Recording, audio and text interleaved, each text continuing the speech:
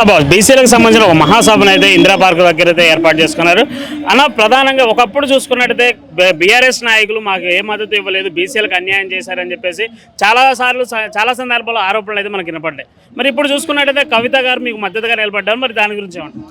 నేనేమంటున్నా అంటే ఈ రాష్ట్రంలో బడుగు బలగిన వర్గాలకు ఏదైనా పార్టీ స్థానిక సంస్థలైనా కానీ అదేవిధంగా కార్పొరేషన్ పదవులైనా కానీ ఏదైనా పార్టీ ఇచ్చిందంటే అది బీఆర్ఎస్ పార్టీ మాత్రమే. కేసీఆర్ గారి నాయకత్వంలో బీఆర్ఎస్ పార్టీ మాత్రమే బీసీలకు ఒక అవకాశాలు ఇచ్చిన పార్టీ. ఈరోజు సావిత్రిబాయి పూలే జయంతి సందర్భంగా ఈరోజు ఇందిరా పార్కు దగ్గర ఈరోజు కవితక్క గారి ఆధ్వర్యంలో ఈరోజు బీసీల యొక్క న్యాయమైన డిమాండ్లు ఈరోజు నెరవేరాలనే ఉద్దేశంతో ఈరోజు ధర్నా నిర్వహించడం జరిగింది. ఎందుకంటే ఈ కాంగ్రెస్ ప్రభుత్వం వచ్చిన తర్వాత కాంగ్రెస్ ప్రభుత్వం రావడానికి ఏం చేసి అంటే మాయమాటలు చెప్పిర్రు. బీసీలను మాయమాటలు చెప్పి బీసీలకు కామరేడ్ డిక్లరేషన్ అనే పేరు చెప్పి స్థానిక సంస్థలు 42% ఇస్తా అని చెప్పి అది కాలయాపన చేస్తుంది. 6 నెలల్లో తీసుకొస్తామని చెప్పారు. సంవత్సరం అవుతుంది, ఇప్పటి వరకు రావడం లేదు. అందుకోసమే ఈరోజు కవితక్క గారు ప్రభుత్వం వచ్చిన 6 నెలల నుంచి ఈరోజు కవితక్క గారు బీసీ హక్కుల కోసం బీసీల యొక్క హక్కుల కోసం ఈరోజు పోరాటం చేయడం జరుగుతుంది. ఈరోజు రేవంత్ రెడ్డి మాయమాటలు చెప్పిండు కాబట్టి ఆ మాయమాటలు చెప్పిండు. ఆ బీసీలు ఓట్లు వేసుకొని బీసీలను మోసం చేయాలనే ఉద్దేశంతో రేవంత్ రెడ్డి ఉన్నాడు. ఆ బిడ్డ రేవంత్ రెడ్డి ఏ విధంగా మోసం చేస్తామని ఈరోజు కవితక్క గారు ఈరోజు ప్రతి విషయాన్ని ఈరోజు ప్రతి కులానికి సంబంధించినటువంటి అంశాలు ఈరోజు గొల్ల కుర్మలు తీసుకున్నా కానీ వాళ్ళ మోసం చేసిండు. అదేవిధంగా బీసీ బంధు గత ప్రభుత్వంలో ఇచ్చారు, ఇప్పుడు ఇవ్వకుండా కాంగ్రెస్ ప్రభుత్వం మోసం చేస్తుంది. అదేవిధంగా ఈరోజు బీసీలకు ఎటువంటి ఇప్పుడు మీరు చూడండి, బీసీల యాదవులకు మంత్రి పదవి లేదు, ముదిరాలకు మంత్రి పదవి లేదు. ఎవరికి కాంగ్రెస్ ప్రభుత్వంలో మంత్రి పదవి ఇవ్వకుండా మోసం చేసినటువంటి ఎవరైనా ఉన్నారంటే ఈ కాంగ్రెస్ ప్రభుత్వం. కాబట్టి కామరేడ్ డిక్లరేషన్లు ఏ విధంగా అయితే కాంగ్రెస్ ప్రభుత్వం చెప్పిందో అదేవిధంగా స్థానిక సంస్థలు 40% రిజర్వేషన్లు వచ్చే వరకు మేము కవితక్క గారి ఆధ్వర్యంలో ఈరోజు కాంగ్రెస్ ప్రభుత్వాన్ని నిలదీస్తామని మేము రేవంత్ రెడ్డిని హెచ్చరించడం జరుగుతుంది. మరి రానున్న రోజుల్లో ఈ ఎలక్షన్స్లలో బీసీలకు మీరు అనుకున్నట్టు 42% రిజర్వేషన్ రాని పరీక్షలో తర్వాత కార్యాచరణ ఎలా ఉండబోతుంది? ఏ విధంగా అయితే తెలంగాణ ఉద్యమంలో ఏ విధంగా స్టెప్ బై స్టెప్ నిరుద్యోగుల నుంచైనా కానీ బీసీలలో ఉన్నటువంటి రైతులను తీసుకోవడం కానీ టీచర్ల కోడీకరించడం కానీ అదేవిధంగా ఏ విధంగా తెలంగాణ రాష్ట్రం ఏ విధంగా ఏర్పడ్డదో వంట వార్పు చేసుకుంటాం. అదేవిధంగా వంట వార్పు నిరసన చేస్తాం, అమలు చేయకపోతే సడక్ బంద్ చేస్తాం. బీసీల యొక్క హక్కులు నెరవేర్చకపోతే అదేవిధంగా స్థానిక సంస్థలు 40% రిజర్వేషన్లు ఇస్తా అని చెప్పారు, అమలు చేయకపోతే ఆ విధంగా ఏ విధంగా అయితే ఆ రోజు ఈ సాగరహారం ఏ విధంగా చేసిరో తెలంగాణ ఉద్యమంలో బీసీలు అందరం కలిసి ఈ హైదరాబాద్ రాష్ట్రాన్ని తెలంగాణ రాష్ట్రాన్ని బంధిస్తామని మేము ఒక విద్యార్థి నాయకుడిగా సీఎం రేవంత్ రెడ్డికి హెచ్చరిస్తున్నాం.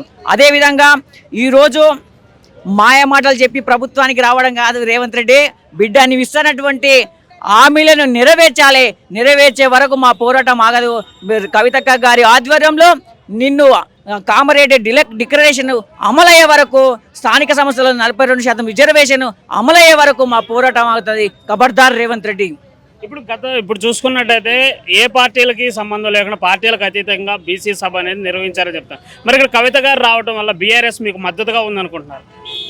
కవితక్క గారు ఏదైతే ఈ కాంగ్రెస్ పార్టీ గెలిచిన తర్వాత ఏదైతే బీసీల కోసం బీసీల ఓట్లు వేసుకుని గెలిచిన తర్వాత కాంగ్రెస్ పార్టీ ఆమె ఇండిపెండెంట్గా బీసీల యొక్క పోరాటాన్ని ఇప్పుడు మనము భారతదేశంలో సావిత్రిబాయి పూలే ఏ విధంగా బడుగు బలగిన వర్గాలకు అక్షరాస్యత రావాలి, బడుగు బలగిన వర్గాలకు చదువుకోవాలి, బడుగు బలగిన వర్గాలకు అవకాశాలు రావాలి ఉద్దేశంతో ఏ విధంగా అయితే సావిత్రిబాయి పూలే ఆ రోజు పోరాటం చేసిందో ఈరోజు ఇట్లా బీసీల హక్కుల కోసం కవితక్క గారు ఒక పార్టీ అయినా సరే కానీ బీసీల హక్కుల కోసం పోరాటం చేస్తే తప్పేంది?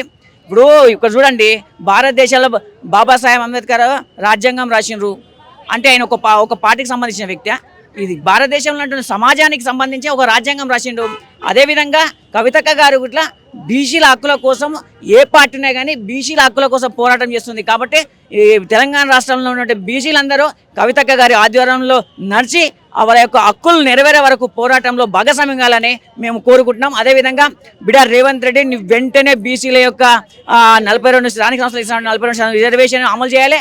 అదేవిధంగా కామారెడ్డి డిక్లరేషన్ అమలు చేసే వరకు మా పోరాటం ఖబర్దార్ రేవంత్ రెడ్డి. ఏదైతే కాంగ్రెస్ ప్రభుత్వం కామారెడ్డిలో 42% రిజర్వేషన్స్ ఇస్తామని చెప్పేసి మాట అయితే ఉందో ఆ మాట మీద భాగంగా ఇప్పుడైతే బీసీలకు సంబంధించి మహాసభ అయితే ఏర్పాటు చేసుకున్నది. మనతో ప్రస్తుతం సుమిత్రా ఆనంద్ గారు ఉన్నారు. మేడం, బీసీలకు సంబంధించి ప్రధాన డిమాండ్స్ ఏంటి? కామారెడ్డి డిక్లరేషన్ కాంగ్రెస్ పార్టీ ఎన్నికలకు ముందు ఏదైతే కామారెడ్డి డిక్లరేషన్ ప్రకటించిందో, బీసీలకు 42% వాటా స్థానిక సంస్థల్లో ఇస్తానని ప్రకటించిందో, అది ఈ స్థానిక సంస్థల్లోనే ఈ ఎన్నికల్లోనే అమలు చేయాలనేటువంటి ప్రధాన డిమాండ్ ఇవాళ ఈనాటి సమావేశంలోనూ ఆ ప్రధాన డిమాండ్గా రావడం జరిగింది. అయితే కొంతమంది అటు బీజేపీ కానీ ఇటు కాంగ్రెస్ కానీ వాళ్ళు ముఖ్య నేతలు అటు మహేష్ కుమార్ గౌడ్ గారు కానీ ఇటు రఘునందన్ రావు గారు కానీ ఉలికి పడుతూ ఉన్నారు. కవితమ్మ ఎందుకు నాయకత్వం వహించాలి, కవితమ్మ ఎందుకు రావాలి, అగ్రవర్ణం కదా అని. బీసీల కోసం బీసీలే ఉద్యమం చేయాలా? బీసీల కోసం సమాజంలో అన్ని వర్గాలు ఆలోచించకూడదా?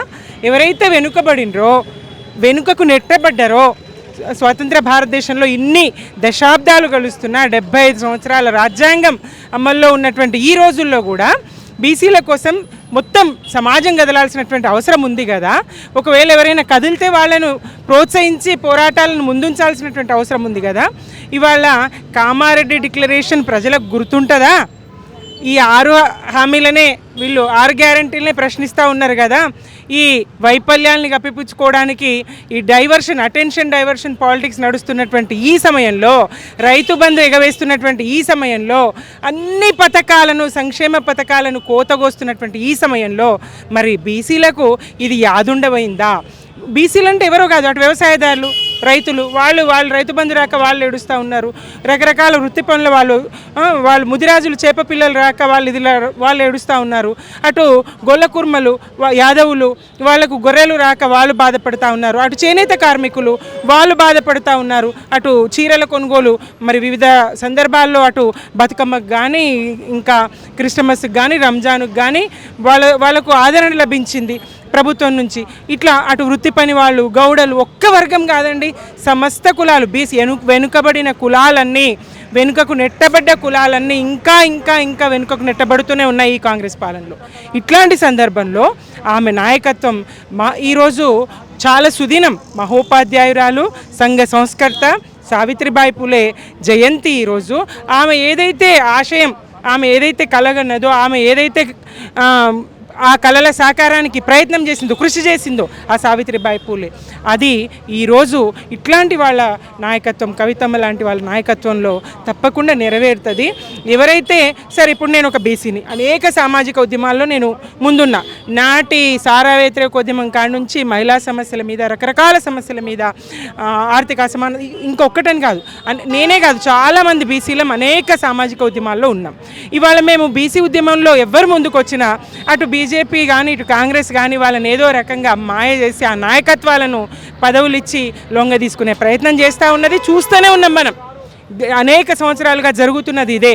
వాళ్ళు బీసీల న్యాయమైన వాటా కోసం, రాజ్యాధికారం కోసం ప్రశ్నిస్తున్నటువంటి సందర్భంలో ఎవరైతే గొంతు పెగలుస్తున్నారో, ఎవరైతే పోరాడుతున్నారో ఆ బీసీ సంఘ నాయకులను, ఆ బీసీ ఉద్యమ నాయకులను లోబరుచుకునే ప్రయత్నం పాలకులు చేస్తూ ఉన్నారు. అదే కవిత లాంటి వాళ్ళైతే, కల్వకుంట్ల కవిత లాంటి వాళ్ళైతే మరి బీసీ కోటాలో వాళ్ళు పొందే పదవులు ఏమి ఉండవు కదా. తప్పకుండా వాళ్ళు ఏ పోరాటం తీసుకున్నా మరి విజయం వారి వేలు బట్టి నడిచిన సందర్భాన్ని మనం చూసినాం. మొన్నటి మహిళా రిజర్వేషన్ బిల్లు చూసినప్పటికి కూడా మరి అదే జరిగింది. దశాబ్దాలుగా మరుగున పడి ఉన్నటువంటి మహిళా రిజర్వేషన్ బిల్లుకు అసలు మోక్షం లభిస్తుందా అని మహిళలమంతా ఎదురు చూసినటువంటి సందర్భంలో మరి మాలాంటి వాళ్ళ గొంతులు సరిపోనటువంటి సందర్భంలో ఢిల్లీలో మరి దీక్ష చేసి మహిళా రిజర్వేషన్ బిల్లును సాధించినటువంటి సందర్భాన్ని చూసినాం కదా. ఓ సాంస్కృతిక విప్లవోద్యమాన్ని మరి ఆమె సృష్టించి నాయకత్వం వహించి మరి మహిళల భాగస్వామ్యాన్ని తెలంగాణ ఉద్యమంలో నాడు కదిలించినటువంటి బతుకమ్మనెత్తి బరిలో నిలిపినటువంటి సందర్భాన్ని చూసినాం కదా. ఇవాళ కవిత గారి నాయకత్వాన్ని జీర్ణించుకోలేక భయపడుతూ ప్రశ్నిస్తూ ఉన్నారు. నీకేం సంబంధం అంటున్నారు. ఎవరు? సావిత్రిబాయి పూలే మాటలు నేను ఇక్కడ చెప్పదలుచుకున్నామంటారు.